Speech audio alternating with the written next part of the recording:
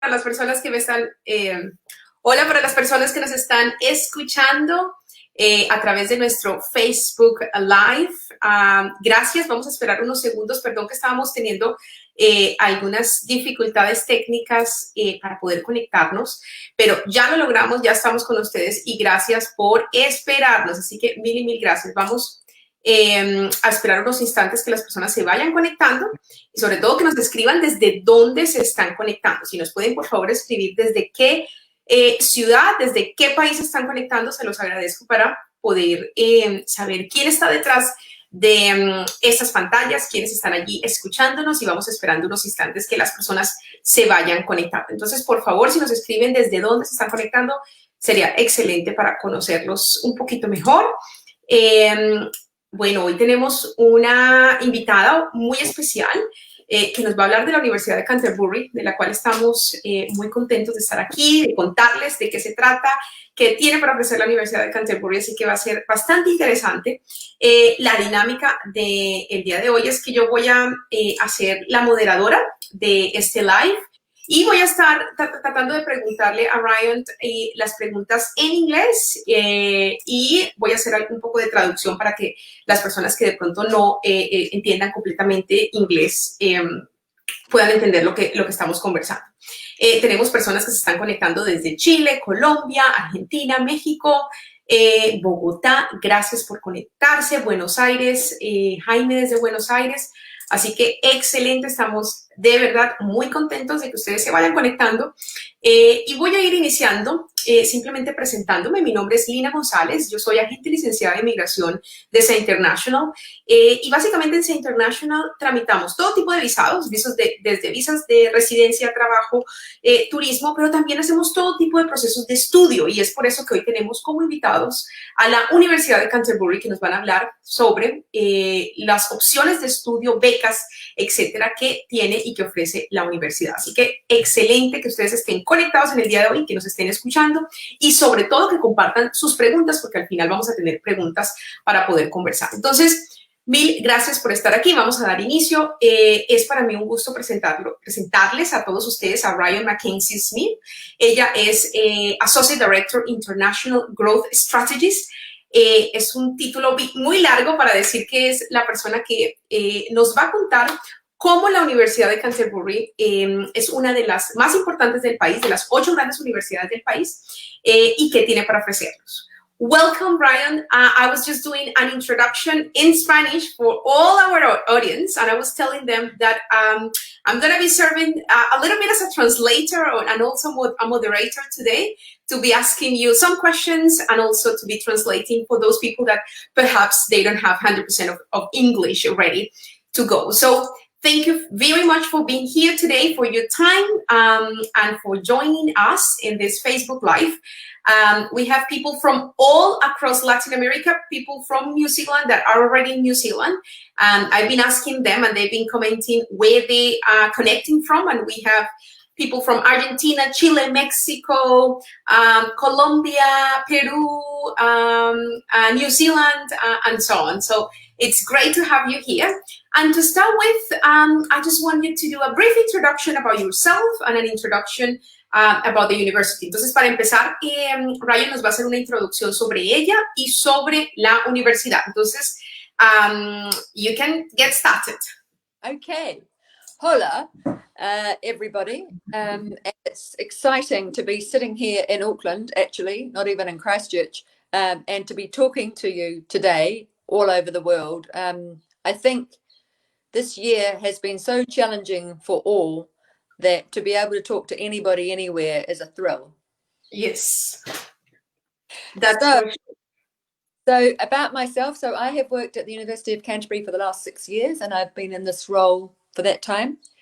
And we have had an amazing regeneration of our campus. We have the newest campus facilities in the Southern Hemisphere.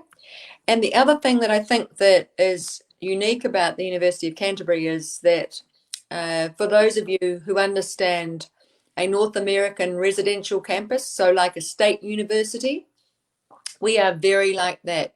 So state universities, if I do a big one like the University of Illinois at Urbana-Champaign, we're like that. We're in a smaller town, not in the largest town, so that would be Chicago, that would be Auckland. We're in a smaller town, but we have this amazing residential flat campus, which is like a big rectangle with big playing fields, wonderful modern buildings, and all the accommodation options from private housing to halls of residence to apartments all around the outside. So it's actually a very North American type experience, which I think, if I'm looking at all the options that you can have, is wonderful. We also have a lot of businesses, allied businesses that are around the campus. So you really feel part of the city and part of the excitement of what's been built in Christchurch. So we are the largest city in New Zealand, and there are opportunities within most of the graduate. I presume a lot of you are postgraduate looking for those sorts of opportunities. So there are internships, projects, a lot of industry inbuilt opportunities within those qualifications. So Christchurch is needing wonderfully well qualified young people to drive our economy to the next level. And I think that is also something to take into account. So this connectivity between the university being one of the big employers, one of the big players in the city, means that it's not ignored because commerce is bigger. It's actually central to the city. So it's a really good opportunity. Plus, our university is only 15% international. So that competition is not as acute as it would be in a city, in a university where there is a larger population of international students.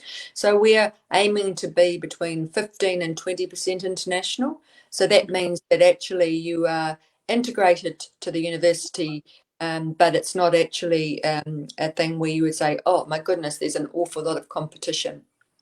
So I mean that from the point of view of getting internships, getting opportunities, getting jobs. So really good option there. Awesome, excellent. I'm just going to do a brief summary of what you were telling. Básicamente, Ryan nos está contando un poco sobre los diferenciales de la universidad como tal, el hecho de que tienen uno de los campus o el campus más nuevo del hemisferio sur. De hecho, yo no lo sabía, lo estoy aprendiendo en estos momentos, me parece muy interesante. Y una de las cosas bien interesantes que nos contaba es cómo el campus de la universidad está muy integrado con las facilidades que ofrecen en acomodación. Ponía el ejemplo que es una universidad en temas de la infraestructura muy al estilo de universidades gringas o americanas, donde está el campus de la universidad y están las residencias o las acomodaciones que ofrece la universidad para sus estudiantes allí mismo integradas, y tienen digamos que un sentido muy, muy hecho a ese tipo de universidades gringas donde se vive dentro del campus de la universidad.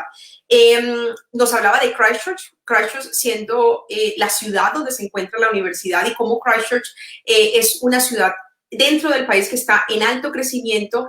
Recordemos que Christchurch sufrió un terremoto hace algunos años y toda la infraestructura de la ciudad ha sido y está siendo rehecha, si pudiéramos decirlo de esa manera, y para eso se necesitan fuerza laboral y por eso ha atraído mucha fuerza laboral migrante en los últimos años. Entonces, la universidad es parte de este gran crecimiento que ha tenido también la ciudad de Christchurch.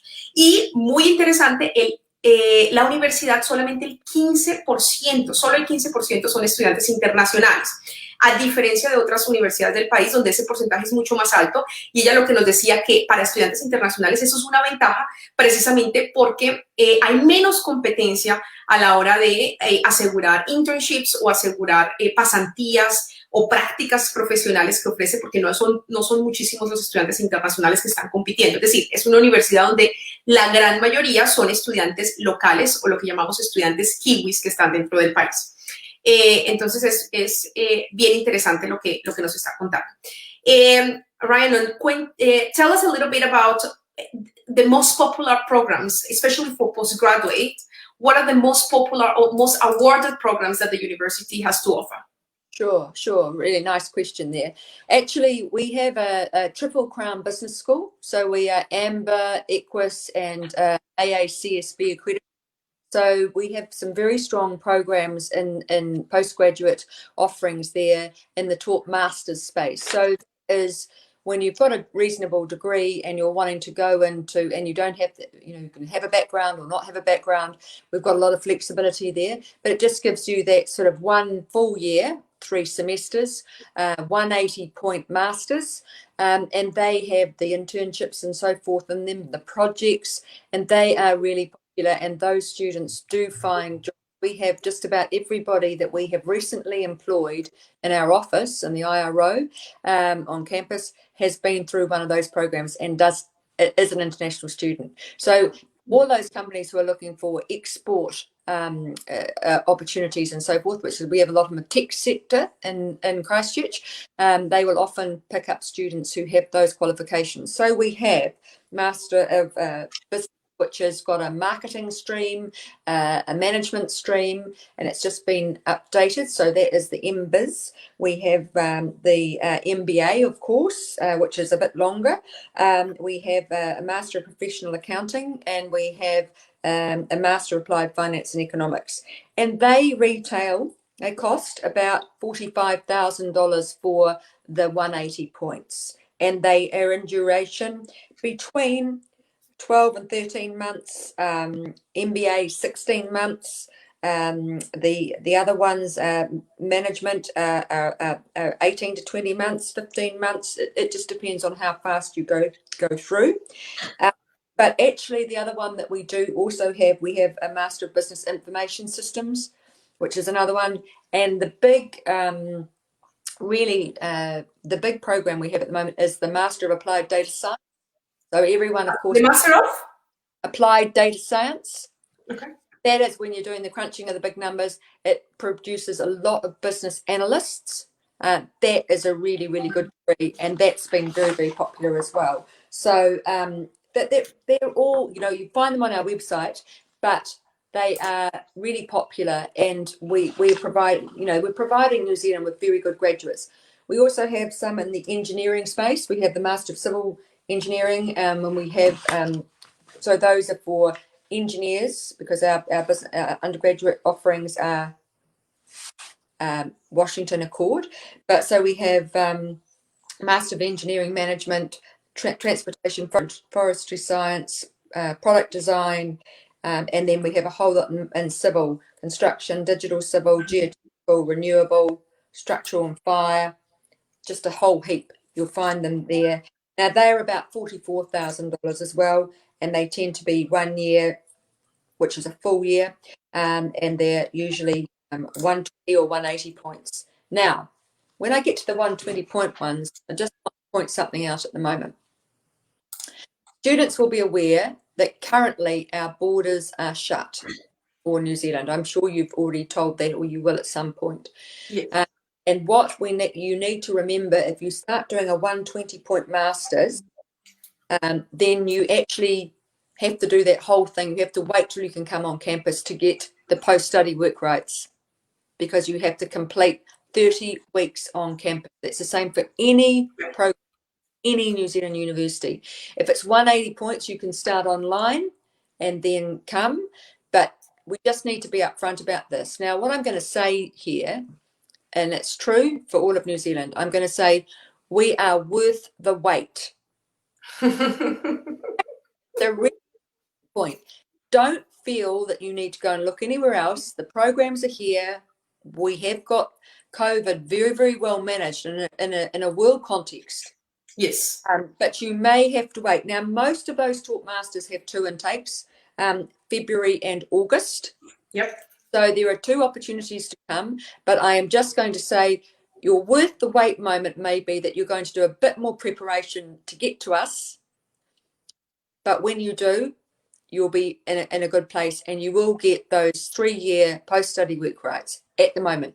We do have an election next month, and we're waiting to see who the government is. And once we know that, I think there'll be a lot more surety.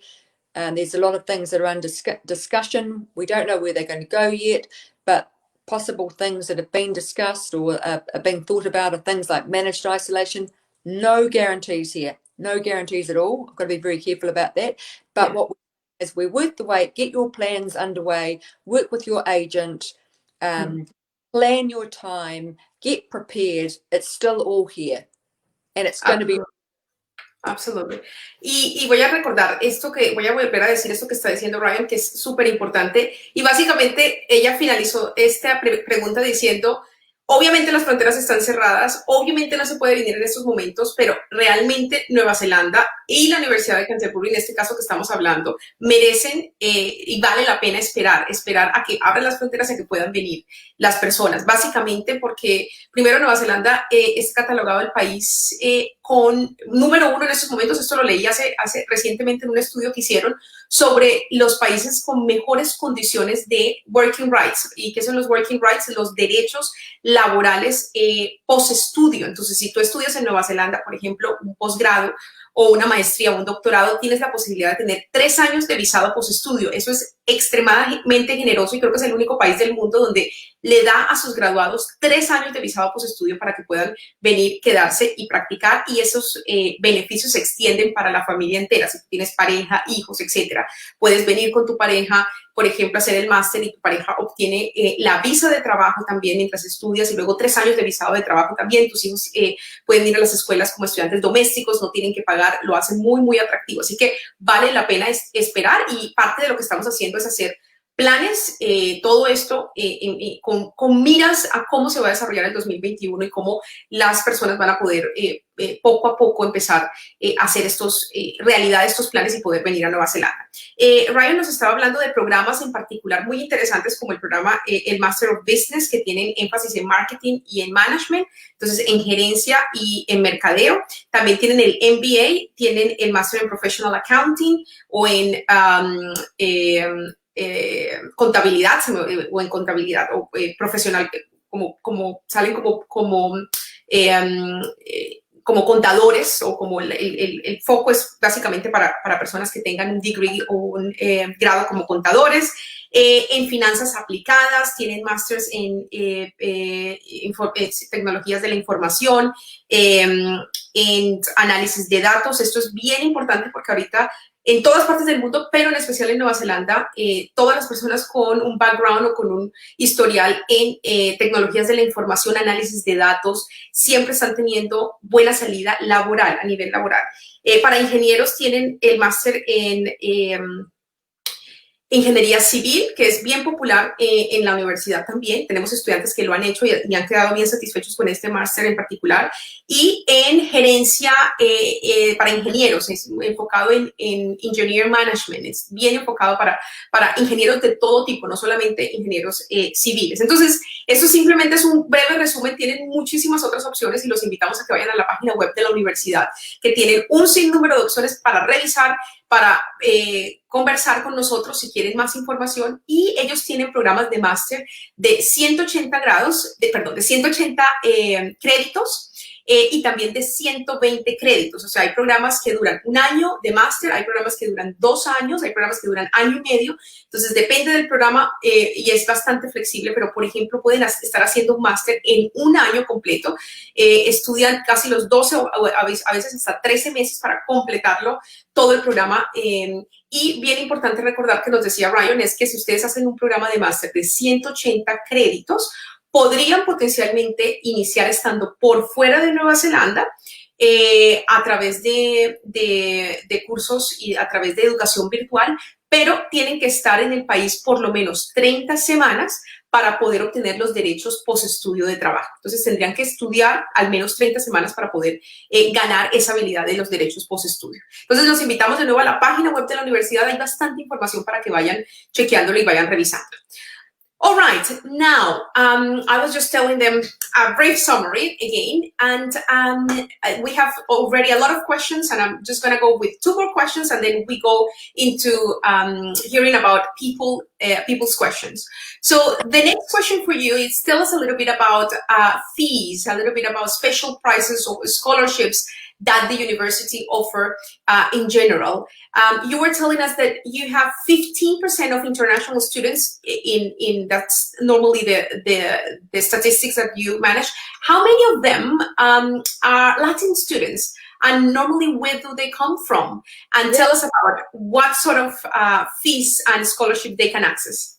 Yeah, okay. Well, first of all, should I just talk a little bit about the makeup of international students? Yes. So we are one of the most varied campuses in the country when it comes to diversity. Yes. Obviously, large populations provide larger numbers of students. So it's if you are most likely in the world, you're going to be of Chinese or Indian ethnicity because they are the large populations. Yes. But from across the world, we have we have Europeans, we do have Latins, but we have not a lot of Latin Americans. So we obviously would like to get a few more. Because you are our nearest neighbour, Chile, all of Bolivia, Colombia, all on that coast. We're waving at you. You are our nearest neighbours, and of course, in normal times, we have this wonderful flight from Auckland across. So our connectivity is actually better than you would think, and we're all Southern Hemisphere people, so we get each other. You know, you'll see when you come to New Zealand, you will see if you are from those southern parts of Latin America, you'll feel very at home. Yes. So yes, we are diverse, and we have a good mix between undergraduate students and postgraduate students. A lot of our Latin students will come to us via a company called CCEL, which is the Christchurch College of English Language, and we have a dear friend over there called Maro, and he looks after students in English language. So many students will come to us that way. And so, yes, I mean, it is a nice, diverse group of students. When we talk about cost is something that we are already aware of, right? The whole world. Education's expensive, but it is also that investment in yourself. And we do have some scholarships. We have things called Dean's Awards, which are awarded by the Dean of the college. And we try and keep everything very simple at UC, especially in these taught master's spaces. So in general, not universally, but in general, most qualifications will only need you to supply 4 things: your passport, you are you, Yes. or evidence of your English language, an IELTS test or any of the other tests that we accept, your evidence of your graduation as an undergraduate, and filling out the form, either you or your agent, saying what you want to study. So it's a very simple process. We try and keep it simple. Not all programs are like that. I can think of the Master of Engineering Management, do an interview, but that's unusual. Now, here's the Dean's Awards as well, is that most often, and particularly in business, those awards are given to you at the point of entry. So you're assessed for an award at the same time as you're assessed for admission. You don't have to do anything extra. This is a big, nice, easy way of doing it. If you are getting a higher value one, you will need an A- average, which is a high GPA. But in general, there are awards of around $2,500 per student that are available. It's not a lot, but it helps. It helps. Every little helps, and we do appreciate that. So that is in general how it works. There's a little bit of college, some colleges are a little bit more generous. They might give you $500 or something like that. But around those figures, you'll see them. There's been a lot of discussion just recently, and they're just firming them up at the moment, but for the coming next 18 months or so. So they are there. We do have them, and we do, we try and make it as seamless as possible, because we know that it's really difficult writing a scholarship application at the same time as trying to prepare to move overseas, at the same time as trying to have your English ready and everything else. And when you are a postgraduate student, you tend to be an adult, and you tend to have a slightly more complicated life and a lot more things. And kids and family and so on. Yeah. So, we kind of try and keep things simple. And I think that really is, it's a great thing to do. So it's probably enough for you to translate at the moment. Sure. Sure, sure. Y eso es bien interesante porque, bueno, dos cosas que nos contaba. Es uno, la multidiversidad de estudiantes internacionales que tiene la universidad, tienen personas de todas partes del mundo, en ese 15% que hablamos de estudiantes internacionales que tiene la universidad. Lo otro importante es el tema de las becas o las scholarships que ofrecen. Ellos tienen una cantidad importante de scholarships. De hecho, los invito a la página de la universidad. Allí hay una sección específicamente para temas de scholarship, donde ustedes pueden buscar y mirar scholarships. Pero una de las scholarships que tienen interesantes para nosotros como estudiantes latinos y que pueden acceder a través de nosotros también es lo que ellos llaman los Dean's Awards. Básicamente, ¿qué es un Dean's Award? Es una incentivo, una beca, una scholarship, como quisiéramos llamarlo, de aproximadamente el 10% de tu curso que se analiza en el momento que se hace el enrollment o se hace la inscripción a la universidad. Para serles muy sincera, todos los estudiantes que nosotros hemos llevado a la universidad les hemos conseguido ese incentivo, ese 10%. Obviamente ellos analizan, pero en la mayoría de los casos lo dan y esa es una beca que otorga la facultad en particular, o sea, la facultad a la que te estás inscribiendo, que en este caso, por ejemplo, puede ser la facultad de negocios o puede ser la facultad de ingeniería, etcétera. Entonces, es un incentivo. Hay otros incentivos de más o menos $2,500 en algunas otras facultades y hay becas más generosas o con más valor que dependen ya del programa que vayas a utilizar, si vas a hacer un doctorado, etcétera, y en la página de la universidad. Pero en general podemos tener asegurarles que van a poder conseguir al menos un 10% de beca en los programas, sobre todo en esos programas de másters de los que les hablamos. Así que eso ayuda igual sin lugar a dudas al programa que ustedes quieran realizar, ¿vale? Bueno, si tienen preguntas nos va contando y nos van escribiendo. Okay, I'm going to go into the last question and then we get into more of the questions from the audience. So, to finalize this first bit, we want to know a little bit more about Christchurch. You already mentioned at the beginning a bit of the city, but we want to know a bit more about the lifestyle of Christchurch and you know what's unique about the city itself. I just want to tell people that you're actually in Auckland, but you've been living in Christchurch most of your life.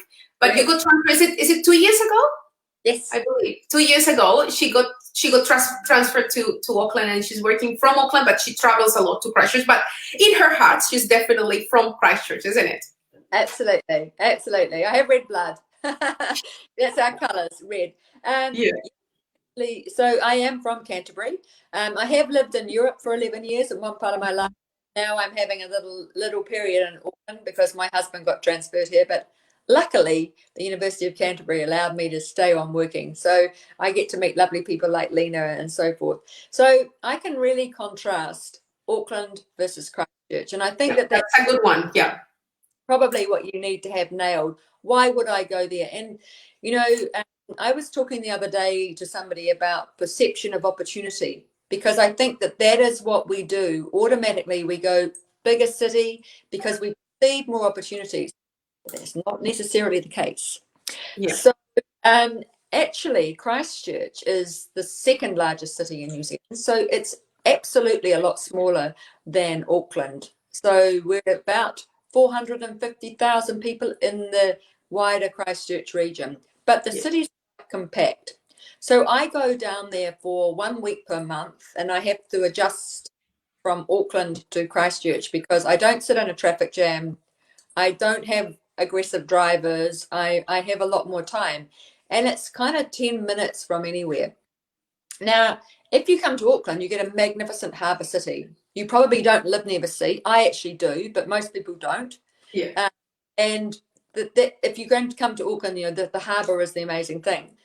In Christchurch, we are sitting on a little plain, so it's flat, with a hill, the Port Hills behind us, and the Alps in front of us. It's stunning, stunningly beautiful. And everyone gets this amazing view, and you can go skiing in the afternoon after you've gone surfing in the morning if you're really energetic. We have a big park. We have, so, you know, it's an extraordinary place geographically. And I mean, Auckland is lovely, no doubt about it. But once you've been to Christchurch, you just cannot believe it. And the South Island is the hub of tourism from the point of view of people really go to the South Island to see our natural beauty. So you're living in this pristine, very clean environment. And I think that the opportunities are almost the same as they are in Auckland, if not slightly better, because it's a lot easier to get around and it's a lot easier to make those connections. If I think about what people value most when they go on a university experience, you ask anyone who's been to Harvard and they'll say, yeah, I've been to Harvard. What was the best thing about being at Harvard? Excuse me. They'll say the network. The network was the thing I got. Professors are professors, courses are courses. It's the making friends and networking. And I would say the same thing about Christchurch, and I'd say the same thing about UC. You can actually make those connections.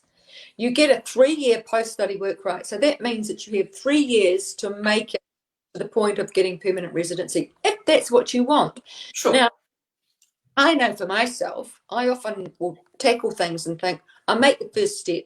What I really want is a vista and a view that will allow me to make some decisions and have some choices. I may never intend to stay somewhere. I may never intend to settle in New Zealand. But I'd like the opportunity if I decide I want to. Absolutely. Is what I think you want. And you want to be in a city where you can make those connections. And in the end, you make up your own mind. No, I really want to go home. Fine. But you've had that opportunity. And I think that is the difference. The lifestyle in Christchurch is very easy. It's affordable. Now, this is when I'm also going to get to a key I was point, going to add that one. Yes. which is really like one of my staff members says, oh, Rhiannon, you're not going to use the housing one. And I said, yes, I am. The average house cost in Christchurch, and this gives you an idea about living costs, right? Is Yes. about $540,000. In Auckland, it's $1 million. Yes. So it is half the cost. You use the shelter that you need, your house, whether you rent it, whether you buy it, that is an amazing thing. So if you wind up on a standard pay, and I'm talking about something which is the same everywhere. I'm going to use these as an example, but it's probably not a good one. But if you're a teacher or a nurse, you get a standard wage. Yeah. It's so much better to go to Christchurch than it is to be in Auckland, right? Because your money goes so much further because you're paying so much less for house prices. So if you're a business analyst, software engineer, all those other things, whoop. It is a really affordable choice. So from that point of view, schools are accessible if you have children, because a lot of people who we are making these kind of postgraduate decisions have got or a partner, family. So all of those things are accessible, affordable, and high value. Así es. Definitivamente voy a resumir eso que nos contaba, que le preguntaba puntualmente por qué Christchurch o cuál es el punto de diferencia en Christchurch, y nos hablaba de varias cosas. Empiezo por decirles por lo que ella estaba terminando, y es exactamente el costo de vida, que es más bajo que en otras ciudades, comparado, por ejemplo, con Auckland, y sobre todo el costo de acomodación, bien sea que tú rentes o que quieras comprar una casa. Para darles una idea, lo que vale o el promedio de lo que cuesta una casa para comprar en Christchurch está alrededor de los $540,000, mientras que el promedio en Auckland está alrededor del $1,000,000. Entonces es una diferencia porque es casi que mitad de precio, y eso refleja el costo también de la renta, de lo que pagas por renta, que va a ser más económico. Christchurch es la segunda ciudad más grande de Nueva Zelanda, tiene 450,000 personas aproximadamente, así que es una ciudad realmente pequeña y no hay tráfico, te mueves de un lugar a otro. Lo que decía ella es que puedes ir de un lugar a otro en 10 minutos, entonces es muy poco el tráfico en el que tienes que estar. Y es una ciudad muy linda, y es verdad, yo estaba en Christchurch, tiene un estilo muy europeo, o la construcción fue la arquitectura es muy europea.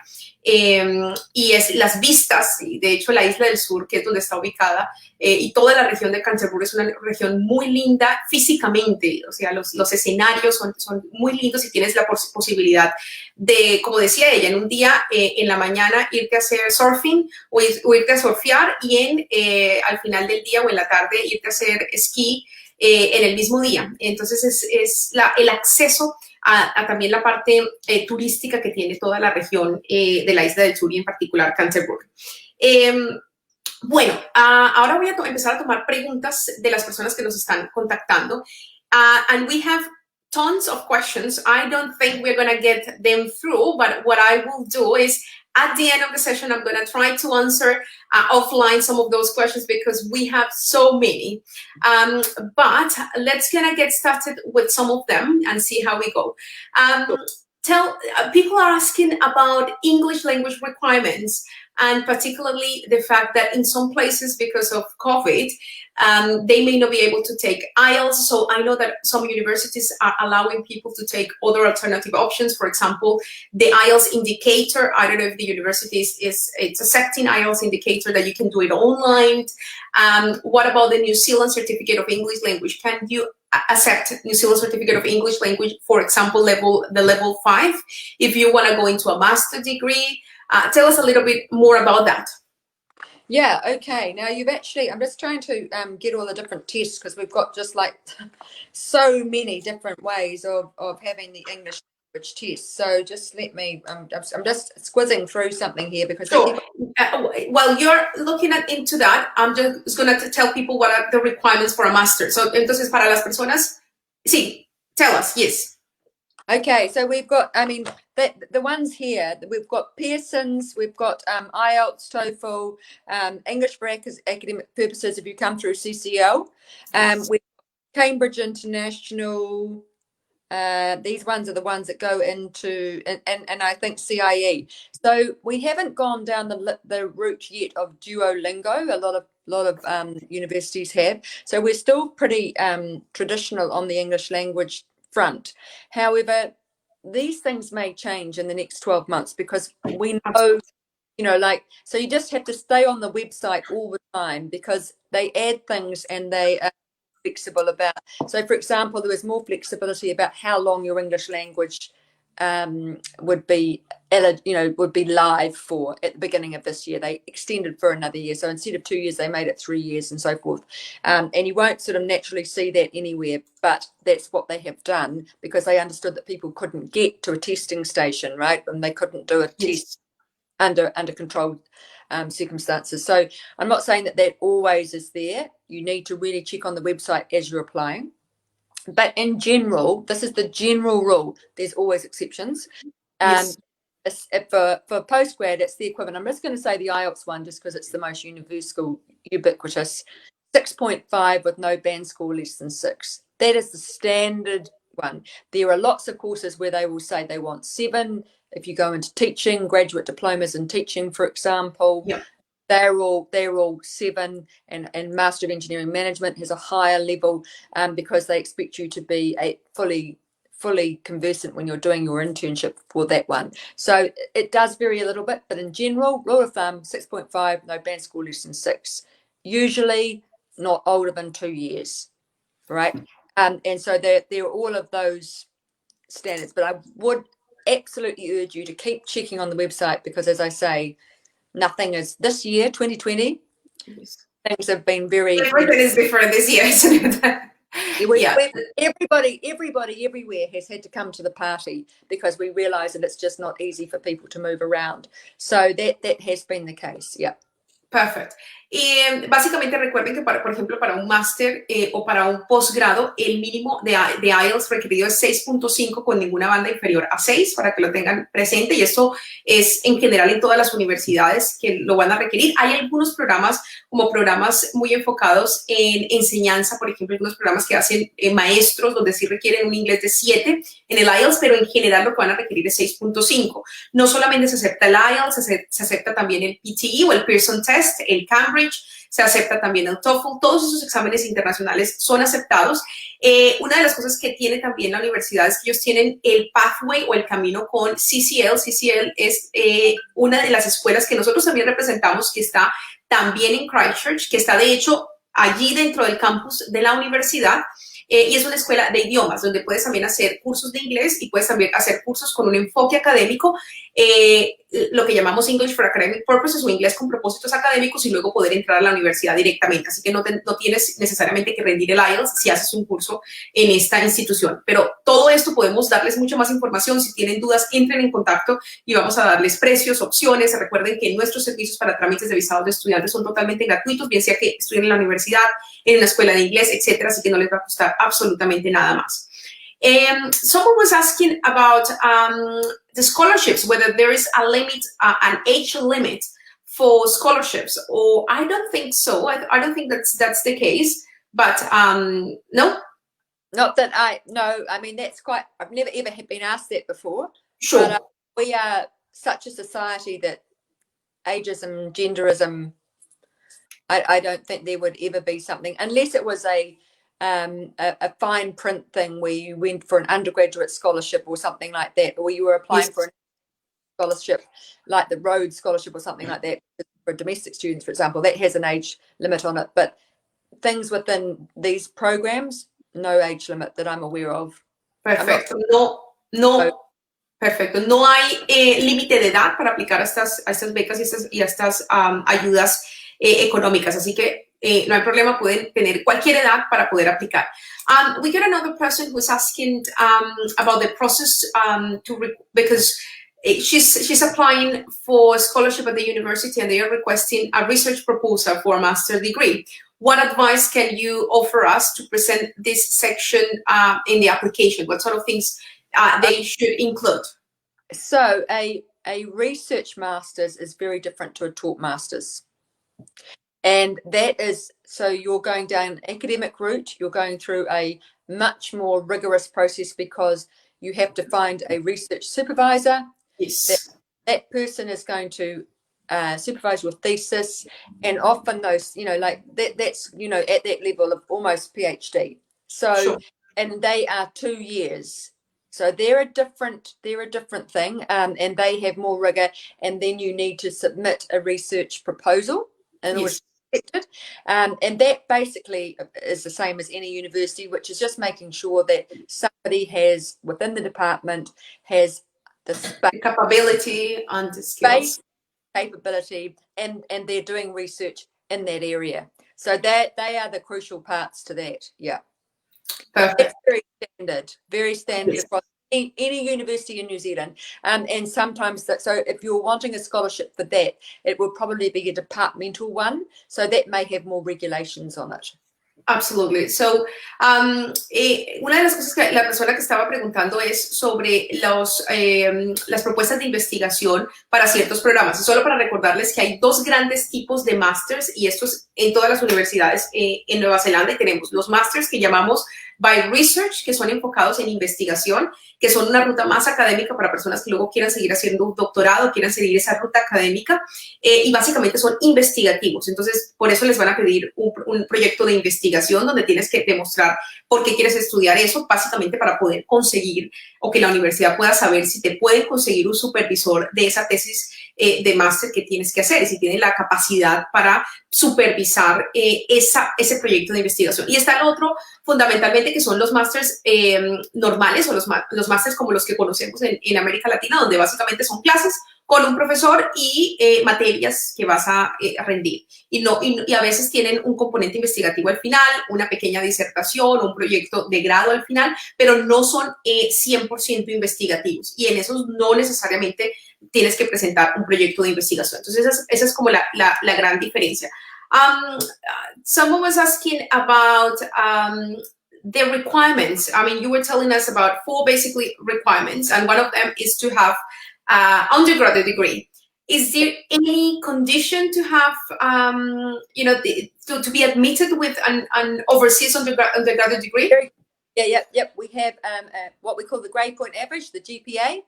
And you go onto the website, you go onto a thing called check what you need as if you're going to apply, and it will tell you what you need and the level that you require. We used to have a silly thing called a B average, which no one really knew what that meant, or a B plus average, and that's like a GPA of about 4 or 5, and so the upper level. But there's there's a lot of similarity across the universities. We look sometimes at the University of Auckland's website and we see it's about the same. So we require an average of 5.0 for those taught masters in the GPA.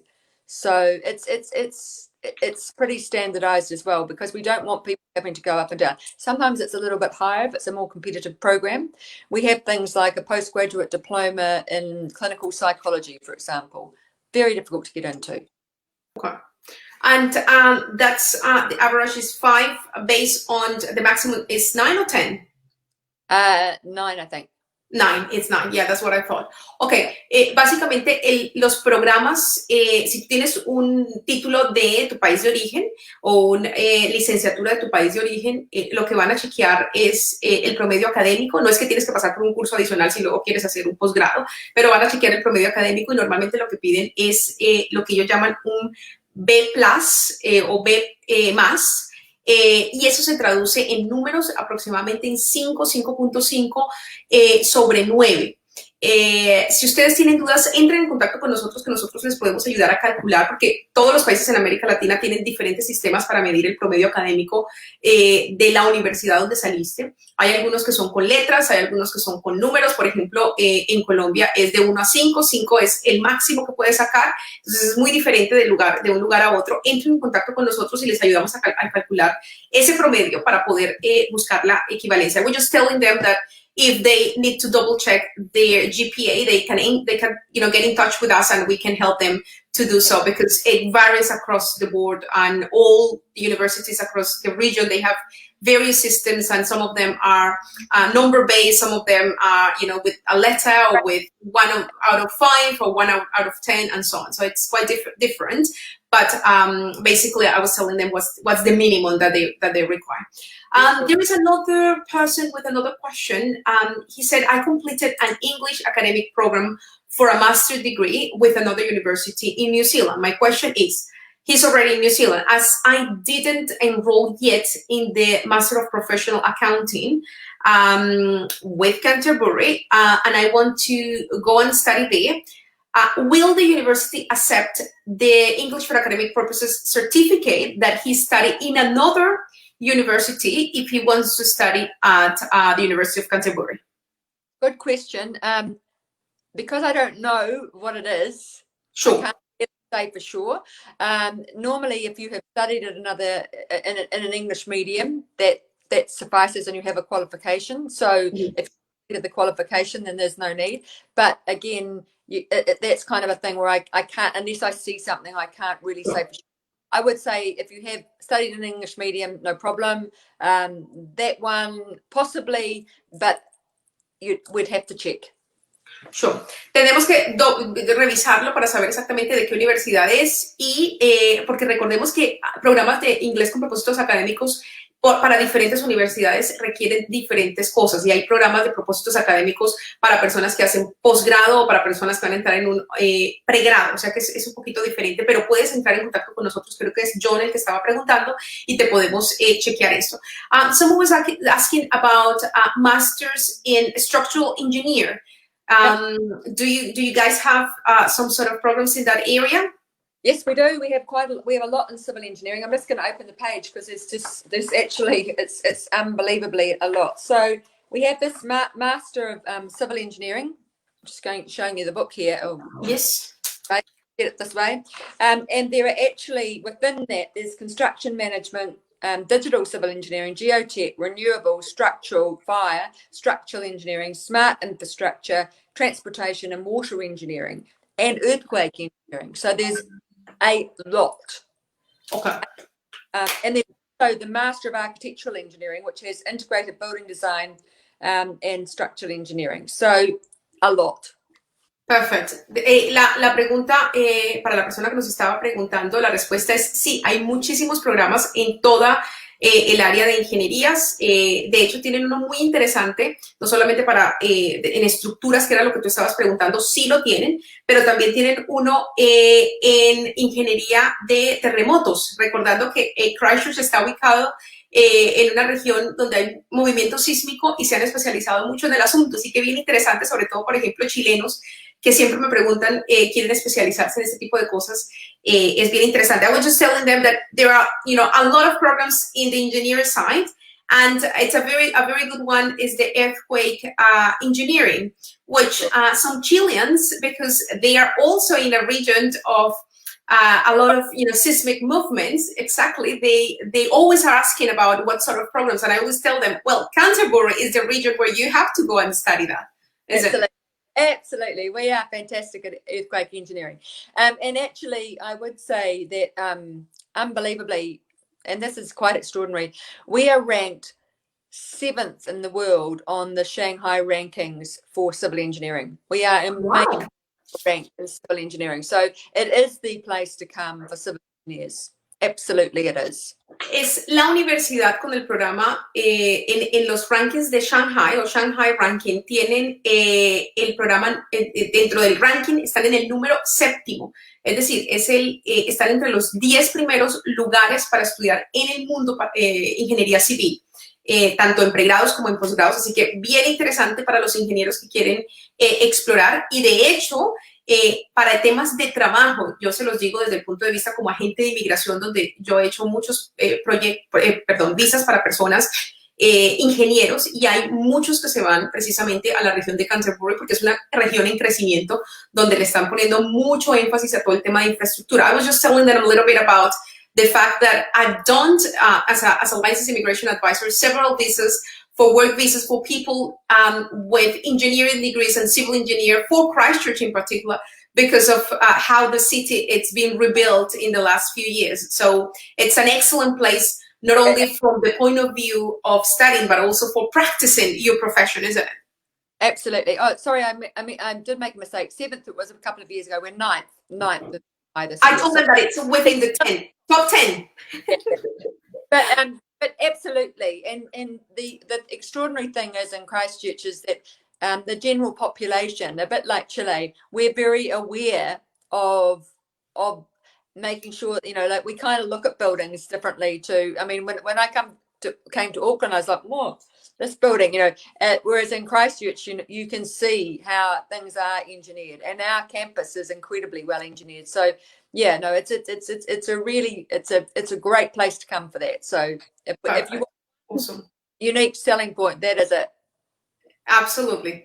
And another question, I think, was someone asking about, well, we focus this live to talk about postgraduate degrees, mainly because most of our clients from Latin America are coming to do postgrads. However, the university does offer undergraduate programs. So what's probably, I'm just mentioning it because someone was asking about an undergraduate. What's the most popular undergraduate or the most two popular undergraduate programs that you offer? Solo para recordarles a las personas que la universidad también ofrece programas de pregrado. Nos enfocamos en programas de posgrado fundamentalmente porque la mayoría de nuestros estudiantes vienen a hacer posgrados, pero tienen programas de pregrados. Y recuerden, en Nueva Zelanda los programas de pregrado duran 3 años en lugar de 5. That's a main difference, that in New Zealand, the undergraduate programs are normally 3 years, whereas in Latin America, it's 5 years, although it's more expensive. If you sum up how much you're going to spend in 5 years compared to 3 years, it's not that expensive if you calculate it that way. But tell us about the 2 main programs for undergrads. So we have a very good business school, as I say. It's accredited, so anything in which we call them Bachelor of Commerce, any of the majors there, the usual ones, finance, accounting, marketing, management. They even have some tourism stuff coming in, innovation, entrepreneurship, that they're all there. But I would have to say, and I'm really pushing this hard, we have a BSc in software engineering, which is 3 years. We have a Bachelor of Engineering, which is 4 years in software and software design as well.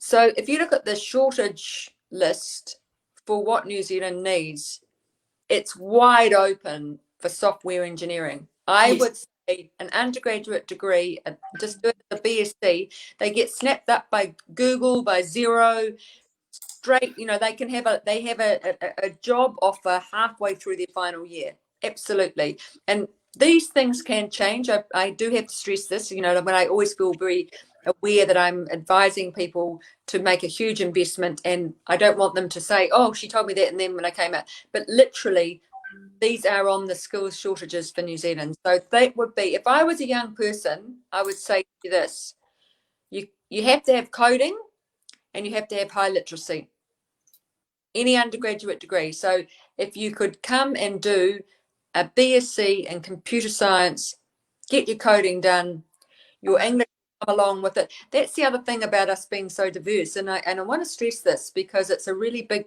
issue in Auckland, is that when you are immersed, as you would be at Canterbury, with lots of different languages, your English language does not plateau. It continues to improve.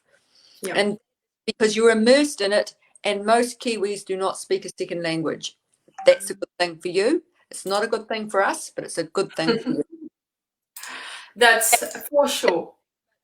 But I honestly, as an English speaker, I feel so bad that I don't have another language.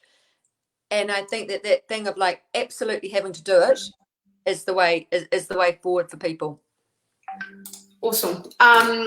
Básicamente lo que ella estaba diciendo es que tienen muchísimos programas. Resaltó la licenciatura en comercio, o en algunos países lo llamamos licenciaturas en negocios, finanzas, contabilidad, y muy importante todos los programas que tienen en ingeniería, las licenciaturas en ingeniería de sistemas o en ingeniería de software, donde hay una gran demanda, como lo habíamos mencionado, en Nueva Zelanda. Hay una demanda grandísima de todos esos graduados en ingeniería de sistemas, y en general encuentran trabajo muy, muy rápidamente.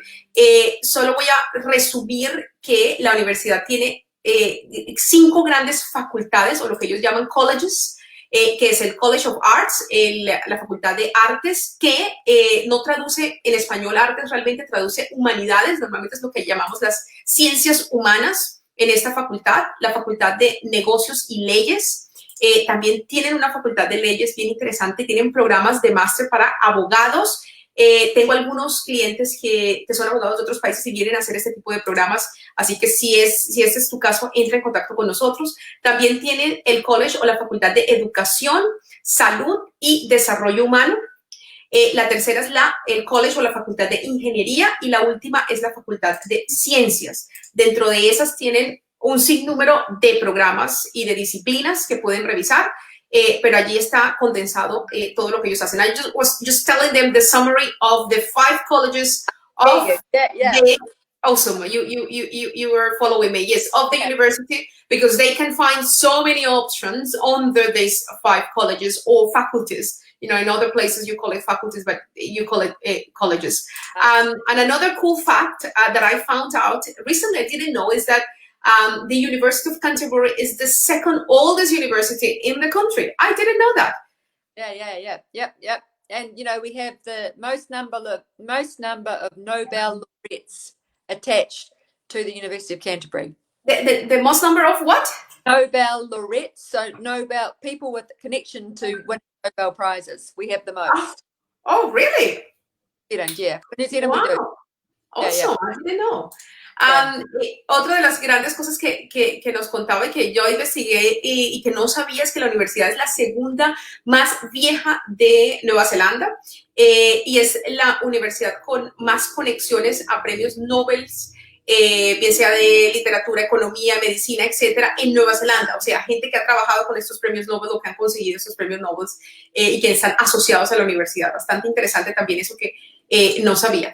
I'm just starting to close, and I just want to say thank you so much for your time. There are more questions from people, and as I said, I will follow them up after we finish, but I just wanted to finish in an hour. That was what we promised to our audience. So thank you so much for your time, for all your insights that have been fantastic, and we have a lot of interest today from clients. And as you said, and I told them, and I'm going to repeat this at the end, it's worth the wait. And it's worth now that, we are in so many places in the world at home to start preparing ourselves, preparing our CVs, preparing our applications, preparing our English to be able to come later on next year or the following year. I do believe, and that's, I just want to get your final insight on that. People are always asking when the borders will be open. We don't know. I don't think even Jacinta then knows when the borders will be opened. But one of the things that I personally believe in being in this industry is that perhaps the international students are the next ones that perhaps they're going to start planning on how they're going to start allowing them to enter. And among international students, perhaps the university students are the top priority. And I've been telling people that. So I don't know your final insights on that, if you can tell us. Absolutely. We don't know. We can't actually say. But everything you just said is exactly what I think as well. We have time. We can plan. We can get organised. So much of what we can't manage at the moment, we don't know. So planning and managing yourself and feeling like you're getting on track to go somewhere is a really important part of taking control. And we can do that, and you can actually benefit from it and get your weight out of the way. We are worth it, absolutely. And be really organized, and you will, it will, nothing lasts forever. And so we will come right. And like you say, I think I personally, just my personal view, I believe that tertiary students will be one of the few things that they experiment on with the borders, actually. But I can't guarantee this, and I have nothing but my personal opinion on that. But Absolutely. that's, if I was Jacinda, I'd be thinking, well, what group of people could we try with? And it would be international students. Absolutely. Excellent. But I'd like to thank everybody because we appreciate your time. We appreciate your interest. We love Lena. She's a great colleague and friend. And so, you will get all the assistance you need from Lena and her team. This is a wonderful initiative that Lena has offered to us. So we're very grateful. And Lena can answer your questions now. I've got to go and do something else. But she'll answer your questions. She'll ask me anything. We are here. We are very happy to do this whenever you would like. Awesome. Please do, stick with us, wait with us, and get to us.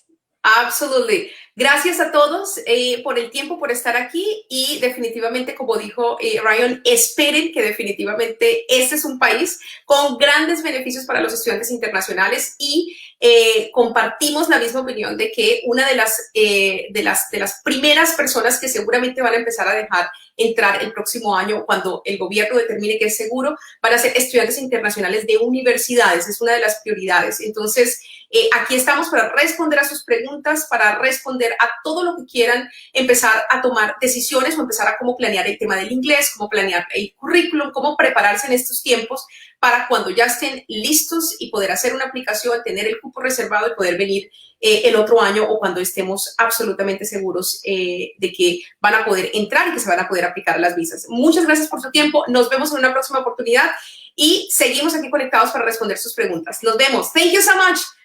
Bye bye. See ya. Bye.